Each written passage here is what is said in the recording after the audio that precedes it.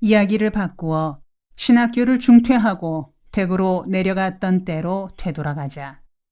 나는 대구에 내려가 노동자들의 친구가 되기를 원했다. 그렇게 하려면 나 자신이 노동자가 되어야 했다. 나는 최종 학력을 초등학교 졸업이라고 쓴 이력서를 들고 일자리를 찾다가 대구 칠성동에 있는 한 철공소에 입사했다. 나는 원래 체격이 빈약하고 볼품없는 생김새라 무학이라 해도 모두 수긍할 만한 인상이다. 초등학교 졸업이라고 쓴 이력서를 들고 그 철공소를 찾아가니 내 외모를 보고는 그런 줄로만 알고 취직을 시켜주었다. 태어나서 처음으로 외모 덕을 본 셈이다. 그 철공소 사장은 보수교단 소속 장로로 여러 곳에 교회를 세우고 큰 액수의 헌금을 내어 전도 사업에 쓰고 있는 모범 신앙인이요 모범 기업인으로 알려진 사람이었다. 나는 일당 270원에 화부로 채용되었다. 용광로를 관리하는 이 일로 일주일마다 낮근무와 밤근무를 교대하는 자리였다. 그런데 출근한 지 얼마 안 되어 회사 분위기가 이상하다는 느낌이 들기 시작했다. 일하는 틈틈이 동료들에게 예수님에 관한 이야기를 하노라면 대개 불쾌한 반응을 보이며 반감에 젖은 말을 내뱉었다. 예수쟁이라면 말도 마. 예수라면 신물 난다. 처음에는 의아했으나 회사 사정에 익숙해지면서 그들의 심정을 이해할 수 있게 되었다. 그 철공소는 사장이 교회 장로다 보니 간부들 모두가 장로 아니면 집사로 교회에서 중책을 맡은 사람들이었다. 그런데 노동자들이 받는 일당은 같은 업종의 다른 회사들에 비해 10% 정도 낮은 임금이었다. 게다가 작업 시간은 다른 회사보다 1시간가량 더 길었다. 더욱 나쁜 것은 매일 아침 전체 종업원이 예배를 드렸는데 이 시간이 노동시간에 포함되지 않는 점이었다. 아침 예배 때문에 노동자들은 30분 더 일찍 출근해야 했다. 노동자들에게 아침에 30분 더 일찍 일어나야 하는 것은 큰 부담이다. 그러나 아침 예배 때마다 출석을 부르고 출석률이 월급 봉투에 반영되어 노동자들은 마지못해 따르고 있었다. 상황이 이러니 노동자들의 입에서 예수나 교회에 대해 거침없는 악담이 나올 수밖에 없었다. 그들에게 예수는 그들의 새벽잠을 앗아가는 악당이었다. 그들이 아침 예배를 드리고 나서 작업장으로 흩어지며 내뱉는 말이 있었다. 개새끼들. 자식 새끼나 예배당 보내면 나도 개새끼다. 나는 동료 노동자들에게 예수 믿자고 전도하기 전에 먼저 해야 할 일이 있음을 느꼈다. 노동자들의 마음에 불만을 일으키고 있는 이런 상황부터 고쳐야겠다는 생각이었다. 그런 판에 예수 운운해봤자 임마 예수 너그끼리나 해먹어라고 욕이나 얻어먹기 십상이었다. 나는 서서히 일에 착수했다. 작업시간 중에는 같은 부서의 동료들과 대화했고 점심시간이나 출퇴근 시간에는 다른 부서의 노동자들을 만나 이야기를 나누었다. 우리가 이 공장에서 더 열심히 일을 하되 회사 측에서도 합당치 못한 노동 조건을 고치게 하자. 그렇게 하려면 개인이 나서는 것은 별 효과가 없으니 노동조합을 만들어야 한다. 노동조합 만들기가 그렇게 어려운 일도 아니고 또 나쁜 짓 하는 것도 아니다. 회사에도 좋고 우리 노동자들에게도 좋은 노동조합을 만들면 된다. 지금처럼 불만에만 가득 차 있으면 회사도 손해고 우리도 손해다. 동료들의 처음 반응은 해봐야 헛일이란 것이었다. 그동안 왜 안 해보았겠느냐? 몇 번이나 시도해봤지만 번번이 몇 사람만 희생되고 흐지부지 끝나고 말았다는 것이다. 그러나 나는 꾸준히 설득했다. 그랬더니 차츰 동참하겠다는 동료들이 생겨나고 짬짬이 모여 의논하는 시간이 늘어갔다. 그런 상태로 얼마가 지나니 회사 측에서는 무언가 심상치 않은 일이 일어나고 있다고 생각하고 진상을 파악하려 했다. 작업 시간 중에 몇 명이 사무실로 호출돼 가고 오고 하더니 드디어 화살이 내게로 날아왔다. 나는 사무실에 불려가 취조 아닌 취조를 받게 되었다. 김 씨, 요즘 가만히 있는 사람들을 선동해서 일을 꾸미고 있는 모양이던데 왜 그런 짓을 하요? 정신 나간 사람 아니요? 그런 짓 하면 빨갱이로 몰린다는 걸 모르요? 당장 그만두고 그간의 호응한 녀석들 이름을 대봐요. 그렇게 하면 선처할 수도 있어요. 내가 한 일을 그런 식으로 나쁘게 생각하지 마십시오. 더군다나 빨갱이 운운하는 말은 듣기 안 좋네요. 이 회사가 부당한 노동 조건 아래에서 강제 예배를 드리고 있는 것은 한마디로 웃기는 일입니다. 예배 드리는 게 나쁘다는 것은 아닙니다. 적어도 다른 회사와 같은 수준의 급료를 지급하고 작업 시간도 같은 수준으로 맞춘 후에 예배를 드리십시오. 급료는 낮고 작업 시간은 더 긴데 아침마다 예배를 드린다는 건 정신없는 짓입니다. 나는 노동운동 하자는 사람도 아니고 말썽 일으키는 것을 좋아하는 사람도 아닙니다. 회사가 2가지만 고쳐주십시오. 그러면 저도 가만히 있겠습니다. 임금 정상화와 작업시간 단축 2가지입니다. 만일 사정상 작업시간이 늘어나야 한다면 거기에 알맞은 수당을 지급해 주십시오. 그렇게 2가지를 갖춰준 후에 예배를 드려주십시오. 못하겠다면? 그렇게 못하겠다면 나도 별 수 없이 하던 일을 계속해야 하지 않겠습니까? 그리고 나 개인으로는 대답할 입장이 못 되니 여럿이 의논해서 대답하겠습니다. 이거 어디서 순빨갱이 새끼가 한 마리 굴러들어왔어? 그래, 어디 두고 보자. 얼마나 길게 가나. 너 임마 잘난 척하는데 하늘 높은 줄 모르고 설치다가 나중에 살려달라고 애걸복걸 하지나 마라. 그래요, 나 잘났습니다. 잘난 회사에서 잘난 사람 일 좀 해봅시다. 일 좋아하시네. 이 동네가 뭐 니깟 놈 일하라고 멍석 깔아놓은 곳인 줄 알아? 이왕 이렇게 되었으니 우리는 노동법이 허락하는 범위 안에서 행동할 테니 회사에서도 부당한 방해는 하지 말아 주십시오. 어디까지나 서로 법 테두리 안에서 일합시다. 노동자들만 나쁘게만 보려 하지 마십시오. 한번 입장을 바꿔놓고 생각해 보십시오.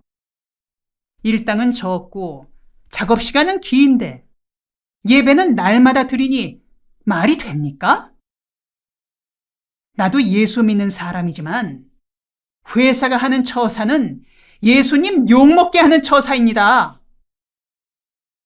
그리고 앞으로는 나를 대할 때 신경 써주세요.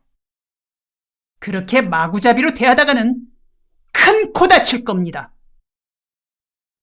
나는 세게 나갔다.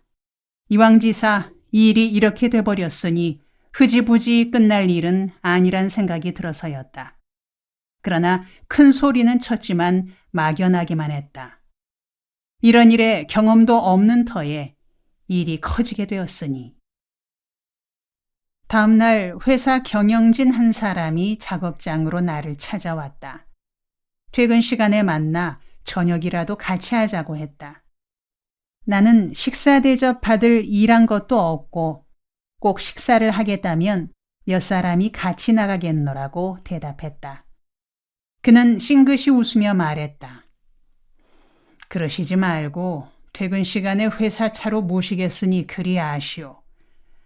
아니 대화에서 순리로 풀어나가자는데 그렇게 딱딱하게 나올 건 없잖소. 일단 만나서 김 씨 의도가 뭔지나 들어봅시다. 그가 사라지자 같은 부서의 동료들이 비꼬는 말투로 이죽거렸다. 김 씨, 잘하면 출세하겠시다. 높은 자리가거든 우리 좀 잘 봐주소. 나는 퍽이나 거북스러웠다. 회사가 갑자기 부드럽게 나오니까 대처하기가 더 어려웠다. 그리고 동료들이 빈정대는 것도 부담스러웠다. 작업 종료 벨이 울리고 퇴근 채비를 해서 정문을 나서니 회사 승용차가 대기하고 있었다. 어느 한식 요리집으로 가서 푸짐한 식사를 했다. 낮에 만났던 간부가 말했다. 선생님, 저희는 선생님이 누구신 줄 미처 몰랐습니다. 이력을 감추고 입사하는 법이 어디 있습니까? 그간에 우리가 너무 예의에 벗어나게 대접한 것 같아 사과드립니다. 용서하시오. 그러나 김 선생님께서도 신원을 숨기고 계셨으니 절반은 책임이 있습니다. 지금 그걸 따지자는 건 아니고요. 결론부터 말하자면 우리 같은 작은 회사는 선생님 같은 실력자를 모실 만한 수준이 못 돼요. 그러니 좀 더 좋은 일터에 가서 그 정신과 실력을 발휘해 보시는 것이 피차에 좋을 듯합니다. 이건 얼마 안 되는 액수입니다만 그간 수고하신 노력에 대해 저희 회사가 보이는 인사표시니 받아주시기 바랍니다. 그는 두툼한 봉투 하나를 내 호주머니에 찔러 넣으려 했다. 짐작건대 그간 내 신원 조사를 해본 것 같았다. 말하자면 내 뒷조사를 해보니 자기네 회사에 두었다간 재미없는 인물인 것 같으므로 돈 먹고 사라져달라는 이야기였다. 나는 그 봉투를 돌려주며 말했다. 호의는 감사합니다. 그러나 나도 이 회사에 들어올 때는 나름대로 생각이 있었던 것이고 또 그간에 시작해 놓은 일도 있으니 지금 회사를 그만두는 것은 어렵겠습니다. 내가 그만둘 때가 되었다고 생각되면 그때 말씀드리죠. 그러지 마십시오. 선생님이 우리 회사에서 하겠다는 일이 무슨 일인지 대충은 짐작이 갑니다. 하지만 그런 일을 해서 서로 뭐가 유익하겠습니까? 또 이런 말 할 건 아닙니다만 선생님은 우리 회사에 임시 고용인으로 들어온 처지입니다. 임시 고용인은 아무런 법적 보장이 없는 자리입니다. 회사로서는 언제든지 그만두게 할 수 있죠. 그러나 우리가 다 신앙인으로 서로 원만하게 덕스럽게 해결하자는 뜻에서 오늘 저녁 이런 시간을 만들었습니다. 선생님께서 우리 호의를 받아들이지 않는다면 우리에게도 다른 방법이 없는 것은 아닙니다. 무슨 말인지 이해가 갑니다. 하지만 제 의사는 확실합니다. 저 스스로가 이 회사를 그만둘 생각은 절대로 없습니다. 회사가 당장이라도 날 해고하면 그만둬야겠죠. 별 도리 있겠습니까? 저는 법을 어겨가면서 일할 생각은 없습니다. 아무튼 나는 단지 착취당하는 노동자들을 위해서 내가 할 수 있는 만큼만 일하겠습니다. 그 보아하니 듣기 거북한 말만 하네요.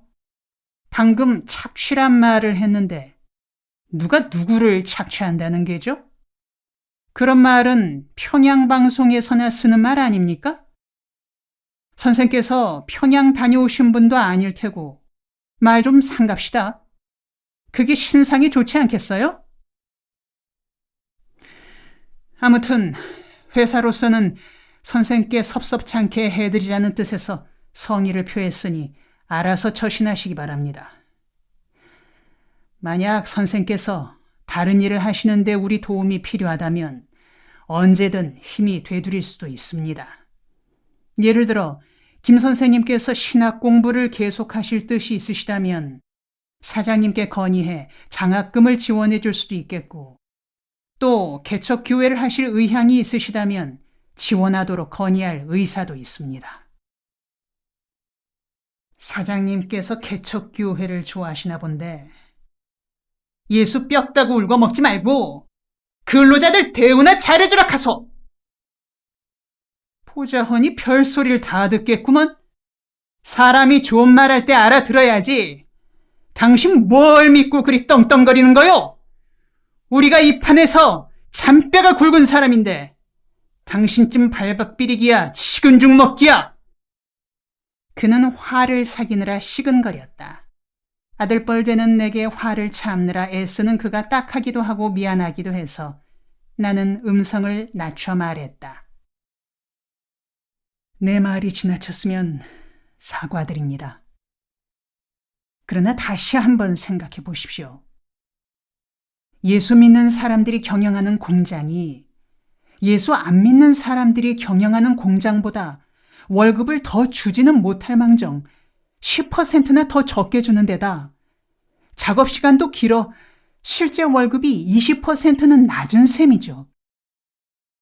그렇게 돈 모아서 개척교회를 여러 세워 하나님께 바쳤다니 하나님께서 기뻐하시겠습니까? 내 말은 개척교회를 세우기 전에 노동자들 급료부터 제대로 달라는 겁니다.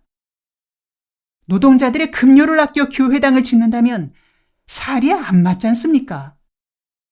그래놓고 억지로 예배드린다고 그 예배가 하나님께 통하겠습니까? 사람에게 통하겠습니까? 이만합시다. 좌우지간 오늘 대접 잘 받아 고맙습니다. 그렇게 말하고 일어서려니 그가 나를 붙들어 앉히며 말했다. 네, 마지막으로 한마디만 더 합시다.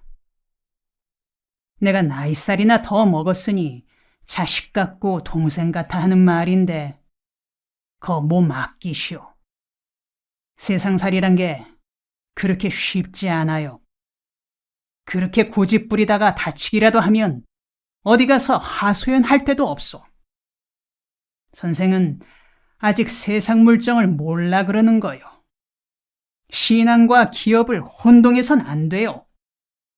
지금의 한국 기업 풍토에서 기업 경영을 교회 운영처럼 하다간 석 달도 못 가 회사 거덜나고 맙니다.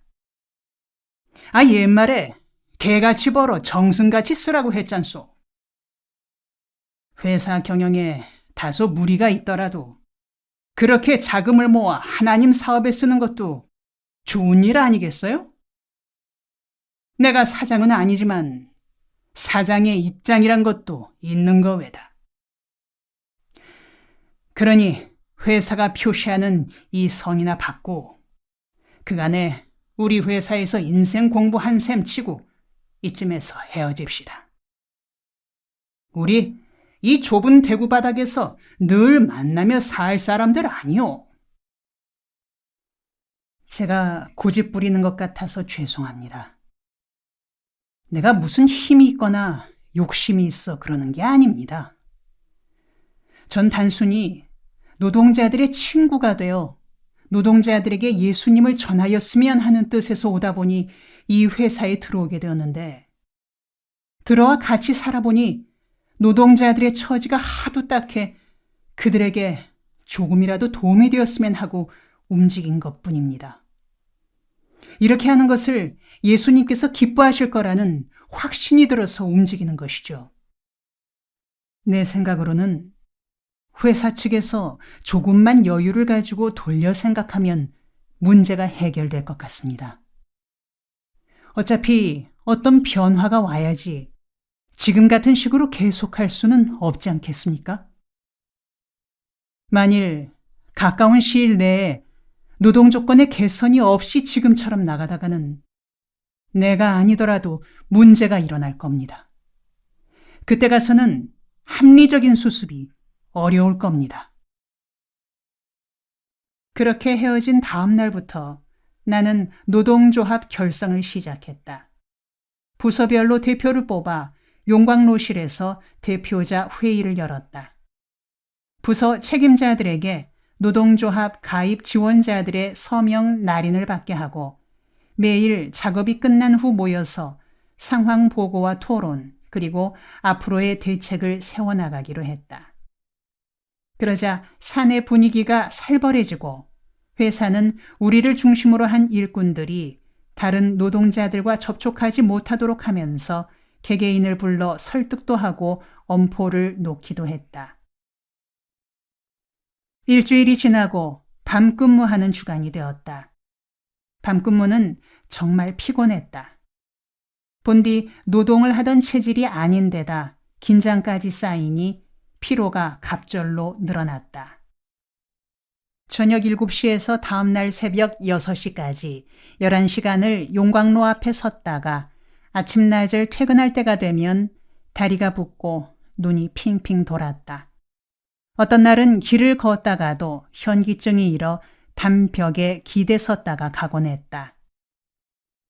정식으로 노동조합 결성을 시작한 뒤 처음 밤근무하는 날이었다. 새벽 2시경이 졸음이 가장 쏟아지는 시간이다. 나는 졸음을 주체할 수 없어 바깥바람을 쐬러 나가곤 했다. 내가 일하는 부서에는 용광로가 2대 있었다. 말이 용광로지 쇠에 열을 가하는 불가마 같은 모양이었다. 말하자면 쇠를 녹이는 용광로가 아니라 숲 굽는 가마와 비슷했다. 내가 맡은 것은 큰 가마였고 옆에 놓인 조금 작은 가마는 다른 사람이 맡고 있었다. 내가 하는 일은 공기와 기름이 나오는 2 파이프의 도수를 조절하는 일과 가마 속에 반제품을 넣고 일정한 열이 가해지면 끄집어내어 식히는 작업이었다. 일은 고되고 위험했다.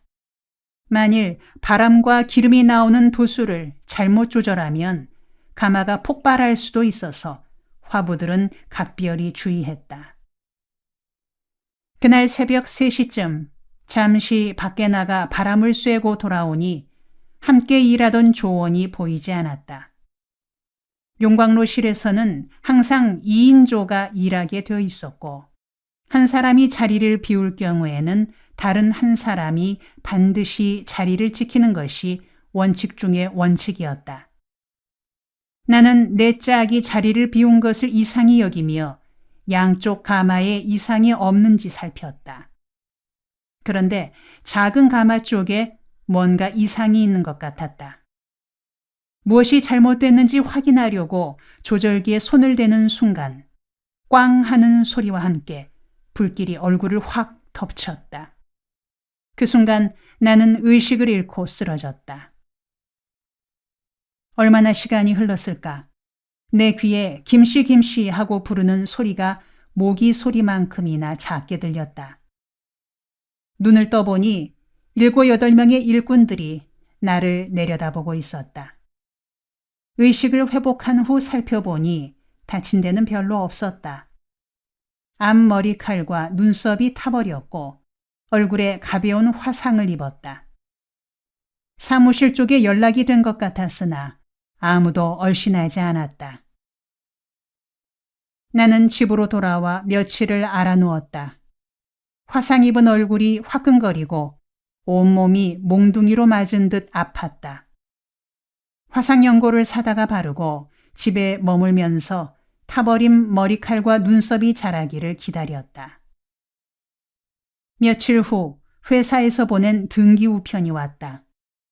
그동안 일한 날짜에 따른 임금과 해고 통지서가 들어있었다. 해고 이유는 무단 장기 결근이었다. 나는 속절없이 주저앉을 수밖에 없었다. 노동운동에 대한 전문적인 훈련을 받은 것도 아니었고 주위에 자문받을 만한 전문가도 없었다. 구겨진 자존심과 체면도 말이 아니었다. 몸도 마음도 거지 발사계처럼 됐으나 뾰족한 대책이 있을 리 없었다. 나 혼자 힘을 써보았자 어디에서도 반응이나 호응이 없었다. 그리하여 나는 기업주의 횡포에 저항해 노동자의 권익을 지킴으로써 현대판 예수가 되어보겠다던 기백을 잃고 폐잔병처럼 방에 틀어박혀 있었다. 얼마 후 나는 대구 근교인 경산에 있는 메노나이트 고등학교에 성경 교사로 들어갔다. 거기서 학생들에게 성경을 가르치며 몇 달을 지낸 뒤 1971년 3월 다시 신학교로 돌아갔다. 제도화된 종교는 생명력이 없고 직업화된 성직자는 위선에 빠지게 된다며 신학교를 떠난 지 불과 1년 만에 다시 신학교로 돌아가게 되었다. 어떻게 다시 돌아오게 되었느냐고 묻는 동급생들에게 이렇게 말했다. 일을 하려니 혼자서는 안 되겠더라. 제도와 조직을 활용해 효과적으로 대처해야지 혼자의 의욕만으로는 바보되기 십상이더라. 교회라는 조직이 생명을 잃었다면 그 속에 생명력을 불어넣어 선한 일에 쓰이도록 해야겠더라.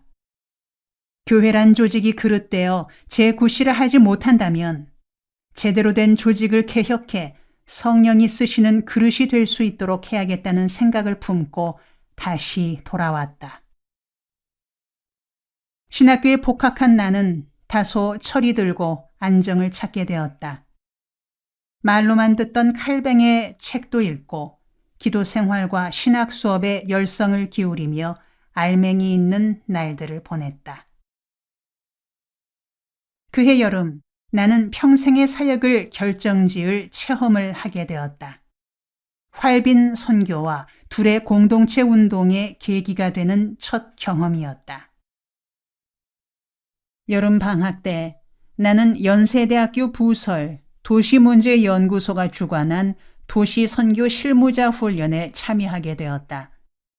도시 빈민들에 대한 연구와 선교를 전담하는 이 연구소는 도시선교 실무자 훈련 프로그램을 실시하고 있었다. 나를 포함한 7명의 훈련생들이 신상길 목사의 지도 아래 방학 동안에 실시되는 훈련 과정에 참가해 연희동 빈민지구에 투입되었다. 연희동 산비탈에 밀집해 있는 판자촌에는 200여 세대가 모여 살고 있었다. 주로 농촌에서 올라온 이농민들이었다. 우리가 판자촌으로 들어간 날부터 폭우가 쏟아지더니 급기야 산사태가 일어나 판잣집 5채가 무너지는 바람에 거기에 깔려 몇 사람이 죽고 다쳤다. 죽은 사람 가운데 초등학교 3학년 아이가 있었다. 아이의 부모는 큰 부상을 입어 병원으로 실려갔고 죽은 아이의 시체는 여름 뙤약볕 아래 가만히 한 장 덮인 채 방치돼 있었다. 파리떼가 들끓었고 아이 곁에는 100점이라고 씌어진 산수 공책이 펼쳐져 있었다. 마을 사람들 말로는 장례를 치러야겠는데 아이의 부모는 아직 병원에 입원 중이고 동사무소에서는 바빠서 손이 미치지 않는다는 것이었다. 신상길 목사는 우리 훈련생들에게 그 아이의 장례를 과제로 맡겼다. 장례를 치르되 우리가 가진 돈으로 치러서는 안 되고 맨손으로 알아서 해결하라면서 우리의 주머니 돈을 다 걷어가 버렸다. 이웃집들을 방문해서 알아보니 죽은 아이의 가정은 산비탈 아래 부자 마을에 있는 교회에 다니고 있었다고 했다. 우리는 즉시 교회로 달려가 목사님을 찾아뵙고 사정을 설명한 뒤 도움을 청했다. 저 위 산비탈 동네에 산사태가 나서 여러 사람이 죽고 다쳤습니다. 피해를 입은 가정 중에 목사님 교회에 다니는 한 가정이 있습니다. 그런데 부모는 다쳐서 입원 중이고 어린아들이 죽어 방치돼 있습니다. 우리가 아이의 장례를 치르려 하니 교회에서 장례비를 도와주시면 고맙겠습니다. 나는 목사님이 당연히 도와주리라 생각했다. 그러나 뜻밖에도 목사님은 난처한 표정을 지으며 대답했다. 이번 주일에 당회를 열어서 의논한 뒤 결과를 알려드리겠습니다. 아니, 목사님, 오늘이 목요일입니다. 이미 시체가 부패해가고 있는데 주일 당회로 미루면 어떡합니까? 목사님은 그 가정을 잘 모르시는 것 같으나 동네 사람들 말로는 이 교회 교인이라기에 찾아왔습니다. 게다가 설사 그 가정이 이 교회 교인이 아니더라도 도와주시는 게 옳지 않겠습니까? 주일까지 결정을 미룰 수는 없습니다. 이 문제는 장례비 전체를 교회에서 부담해야 할 것 같은데 나 혼자서 결정할 수는 없고 아무래도 당회 의결을 거쳐야겠습니다. 목사님, 물론 교회에도 사정이 있고 절차가 있겠지만 사정이 급하니 먼저 장례비를 지출하고 결정은 후에 하시는 건 어떻겠습니까? 난 이제 들어가 봐야겠습니다. 여러분 말씀대로 즉각 도와드리지 못해서 죄송합니다. 나는 교회로 들어가 버리는 목사를 향해 안 좋은 소리를 하고 싶었으나 신학생이 목사 욕하는 모습을 보여줄 수는 없어 그냥 물러났다. 하지만 교회가 이웃을 돕는 일에 이렇게 기동성이 없어서는 안 되는데 하는 찹찹한 마음이 들었다. 아마 우리가 단정치 못한 옷차림으로 찾아와 이야기를 하니까 우리를 돈 뜯으러 다니는 사람들로 오해했는지도 모르겠는데. 그런 말로 얼버무리며 돌아섰지만 속마음은 편치 않았다. 우리는 동네로 돌아와 아이의 시체 옆에 앉아 다시 회의를 열었다. 자, 그러면 장례는 어떻게 치른다지? 그러나 당장 돈이 필요한 일이어서 무일푼인 우리에게 뾰족한 수가 있을 리 없었다. 그때 한 신사가 다가와 우리에게 말을 걸었다. 선생님들이 죽은 아이의 장례를 치르려는 분들입니까? 예, 사정이 하도 딱해서 어떻게 도와줄까 의논하고 있던 참입니다. 아, 그러세요. 고마운 일입니다. 듣자 하니 아이의 부모는 병원에 있다던데 제가 장례를 좀 도울까요? 무엇이든 도움될 만한 일을 맡고 싶습니다. 나는 훌륭한 분이구나 생각하면서 한 발짝 뒤로 물러나 주위의 아낙네들에게 물었다. 저 어른이 누군지 아세요? 호랭이교 선생입니다. 호랭이교가 뭡니까? 왜 거 있잖소. 아침마다 냉수 한 그릇 떠놓고 일본 쪽을 향해 절하며 남무 호랭이 새끼 하고 경을 외는 교회요. 경을 외울 때마다 호랭이 새끼를 찾는다고 호랭이교라고들 한답니다. 그 교를 6달만 믿으면 병이 낫고 3년 믿으면 부자가 된다던데요. 그제야 나는 그가 일본 종교인 일련 정종 창가학회의 포교사임을 알아차렸다. 나는 동기 훈련생들이 그 포교사와 대화를 나누고 있는 틈에 끼어들어 말했다. 이 아이의 장례는 우리가 이미 준비하고 있습니다. 다음 기회에 도움을 청할 일이 있으면 그때 부탁드리겠습니다. 이렇게 관심을 가져주셔서 감사합니다. 나는 그가 이 일에 끼어들지 못하게 막았다. 물론 그가 외색 종교의 포교사란 점이 꺼림칙했기 때문이다. 그는 의아한 듯이 나를 보며 말했다. 그러세요? 그러시다면 장례 비용에 보탬이 되게 기부라도 좀 하죠. 설마 이런 호의마저 막지는 않겠죠? 그는 선뜻 5,000원을 내주고는 사라졌다. 그런 상황을 곁에서 지켜보고 있던 주민들이 말했다. 일본 거든 어떻든 사람들은 된 사람들이란께. 저래야 쓰는겨. 그놈의 예배당 예수쟁이들은 몇 번씩이나 연락해도 와보지도 않았자는가. 나는 얼굴이 화끈 달아올랐다. 우리는 시계 하나를 전당포에 잡힌 돈과 그 포교사가 주고 간 돈을 합해 아이의 장례를 치렀다. 몇 번씩 연락해도 와보지 않는 교회와 일부러 찾아와 장례비까지 주고 가는 창가학회. 이 둘을 두고 주민들의 관심이 어느 쪽으로 쏠릴 것인지는 불보듯 뻔했다. 백성들은 언제나 자신들의 처지와 아픔에 관심을 가진 종교, 성의를 품은 지도자 쪽으로 쏠리게 마련이다. 창가학회는 일본에서 들어온 신흥 종교로 도시 빈민층, 농어촌 영세민에게 파고들어 자칭 23만 세대 100만 신도를 갖고 있었다. 그들이 빈민들에게 전하는 메시지는 간단했다. 신심을 지니고 경을 외우면 질병이 물러가고 물질의 복을 받아 부자 되고 장수한다는 것이었다.